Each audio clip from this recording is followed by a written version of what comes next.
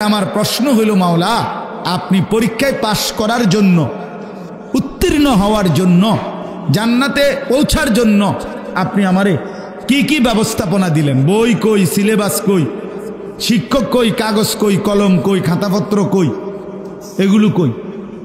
কথা বুঝছেন? এগুলো দিতে হবে না? আমি পরীক্ষা তো পাশ করতে হবে, তো আমার পরীক্ষার বিষয়বস্তু কই, কি কই, এগুলো কোন, এগুলো কি? তো আল্লাহ তাআলা বলেন, তিনটি ব্যবস্থাপনা আমি তোমাকে দিয়েছি, তুমি দেখো বুঝা। এক নাম্বার, ফাজআলনাহু সামিআম বাসীরা, আমি শুনবার জন্য কান দিয়েছি, দেখবার জন্য চোখ দিয়েছি।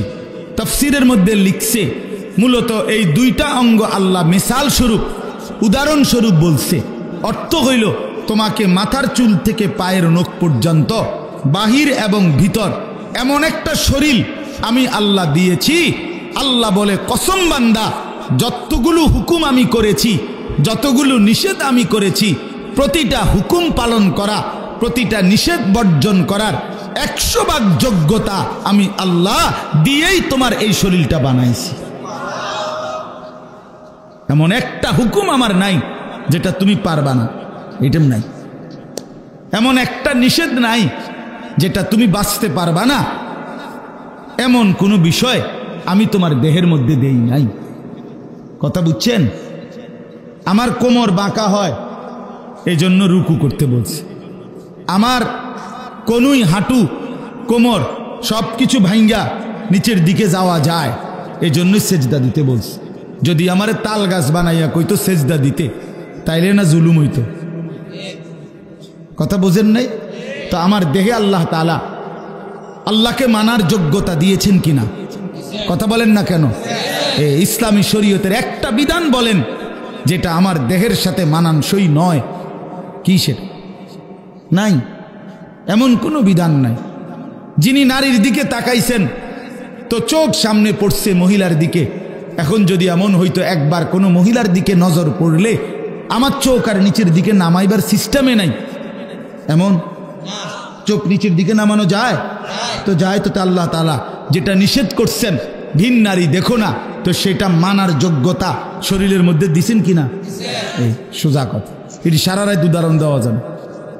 যা আল্লাহ তাআলা হুকুম করছেন, যা নিষেধ করেছেন, তা মানার যোগ্যতা 100 ভাগ দেহের মধ্যে দিয়েছেন। কুল্লু মাউলুদিন ইউলাদু আলাল ফিতরা, ফিতরাতাল্লাহিল্লাতী ফাতারান নাসা আলাইহা। আল্লাহ বলেন, রাসূলও বলেন, মানব সন্তানকে আল্লাহকে মানার, দিন মানার যোগ্যতা দিয়ে আল্লাহ পৃথিবীতে ভূমিষ্ঠ করেছেন। তাহলে এই একটা। 2 নাম্বার, ইন্না হাদাইনাহুস সাবিলা, এখানে 2টা। আল্লাহ তাআলা বলেন, আরো 2টা জিনিস আমি তোমার সামনে দিছি। 1, তোমার শরীরে আমারে মানবার, পরীক্ষায় পাশ করবার যোগ্যতা দিছি। 2 নাম্বার, তোমারে বুঝাইয়া বলার জন্য জান্নাতের রাস্তা, হেদায়েতের রাস্তা, পরীক্ষায় পাশ করার রাস্তা বুঝাইয়া দেওয়ার জন্য যুগে যুগে আমি আল্লাহ নবী রসুল আর নবী রসুলের পরে ওলামায়ে কেরাম প্রত্যেক জামানায় আমি দিয়েছি তোমাকে জান্নাতের রাস্তা, উত্তীর্ণ হওয়ার রাস্তা বুঝাইয়া বলার জন্য। কাজেই এমন কোন যুগে হইছে তোমার, যেই যুগে আলেম ছিল না, তোমারে বুঝাইয়া বলা, হক না হক, হালাল হারাম, জায়েজ না জায়েজ বুঝাইয়া দেওয়ার মতো জমিনে কেউ নাই? এমন কখন? বলেন, কথা বলেন না কেন?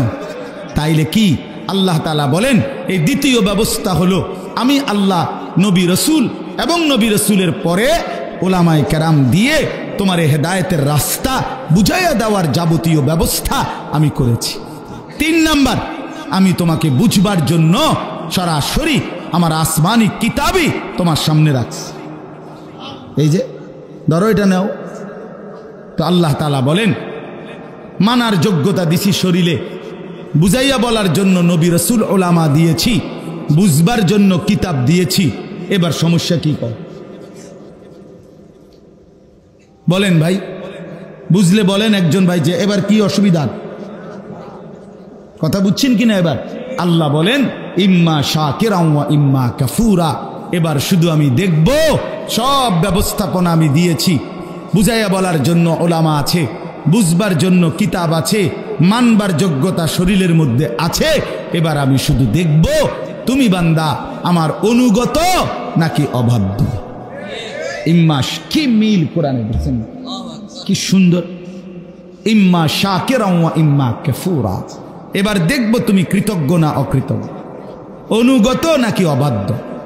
তো যদি প্রশ্ন করেন যে অবাধ্য হইলে কি করবেন, হ্যাঁ, আর অনুগত হইলে কি করবেন, আল্লাহ বলে শোনো, ইন্না আতাদনা লিল কাফিরিনা, সমস্ত নাফরমান অবাধ্য বেঈমানের জন্য আমি আল্লাহ পাপীর জন্য আখিরাতে তিনটা জিনিস রাখছি। এক নাম্বার সালাসিলা, আগুনের শিকল 70 হাত লম্বা, 70 জিরাআন ফাসলুকুহু, 70 হাত লম্বা আগুনের শিকল দিয়া তোমারে বেঈমান ফেরেশতা আমার তোরে বাঁধবে, এক নাম্বার। দুই নাম্বার ওয়া আগলালা, তোর গলায় বেড়ির মতো বান দিবে। এটা এরকম, আমি আপনাদের দেখাইলে বুঝবেন। সূরা ইয়াসিনের মধ্যে আছে, ইন্না জাআলনা ফি আনাকিহিম আগলালান ফাহিয়া ইলাল আদকানি ফাহুম মুকমাহুন। এইটা আল্লাহ বলছেন প্রত্যেক পাপী নাফরমান, এই বেনামাজি সন্তান মনে রাখো, হারামখোর, সুদখোর, ঘুষখোর, কিস্তিওয়ালা মনে রাখো, বেপর্দা মহিলারে বইল যে প্রত্যেকটা পাপী নাফরমানকে হাসরের ময়দানে ফেরেশতারা এই দুই হাত ঘাড়ের পিছনে দিয়া, এইভাবে দিয়া, এই থুতনির নিচে এই দুই হাতের এই অংশ দিয়ে এইভাবে বান দিয়ে রাখবে, এইভাবে, দেখছেন? এইটাই হলো এই সূরা ইয়াসিনের এই কথার অর্থ, ইন্না জাআলনা ফি আনাকিহিম আগলালান ফাহিয়া ইলাল আদকানি ফাহুম মুকমাহুন। অর্থাৎ এইভাবে যখন ফেরেশতা বান দিবে, খোদার কসম বেঈমান আর কোনোদিন এক সেকেন্ডের জন্য চোখটা আর মাটির দিকে নামাইতে পারবে না। এভাবে দিয়ে রাখলে হেডা নামাইব কেমন? এই আল্লাহ বলেন এক নাম্বার আগুনের শিকল রাখছি তোর জন্য, আগলালান, বেড়ির মতো বেঁধে দিবে, ওয়া সাঈরা, আর জাহান্নামের আগুন রেখেছি। এবার অনুগত হলে পুরস্কার কি?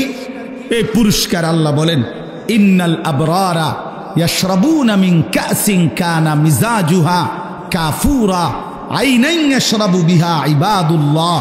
আল্লাহ তাআলা বলেন প্রথম হইল পুরস্কার কি?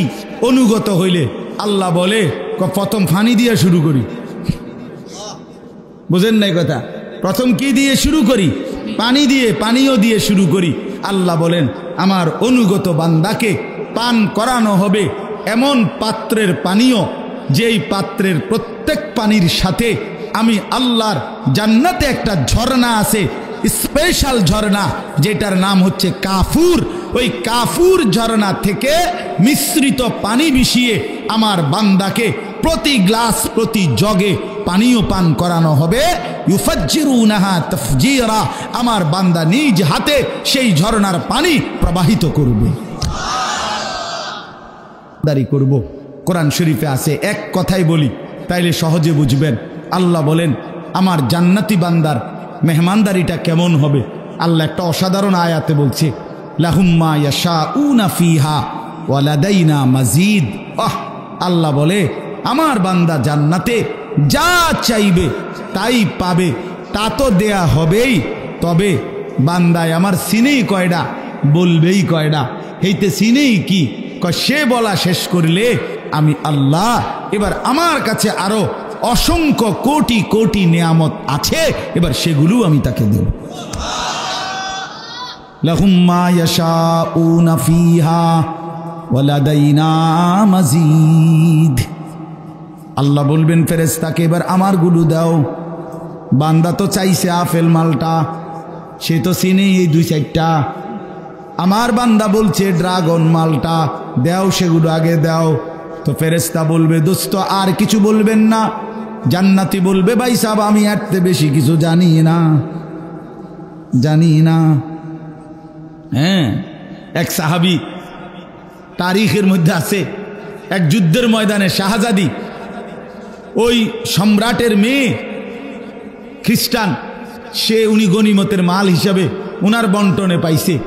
তো শাহজাদির বোনেরা ভাইয়েরা ওনার কাছে কিনতে চাইছে এই সাহাবীর কাছ থেকে যে আমাদের বোনকে আমরা তোমার সর্ব